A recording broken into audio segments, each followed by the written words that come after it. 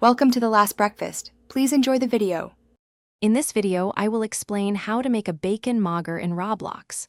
First, navigate to the avatar editor within the Roblox platform. This is where all your character customization happens. You will want to select the iconic bacon hairstyle, which is a foundational element for this specific look. It's a simple yet crucial first step to setting up your unique avatar.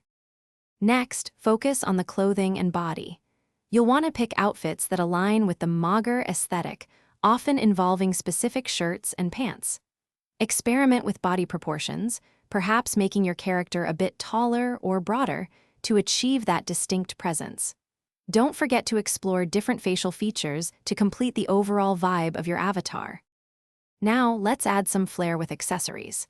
Think about items like cool hats, stylish glasses, or even unique back accessories that complement your chosen look. The goal is to enhance the overall character theme without overwhelming it.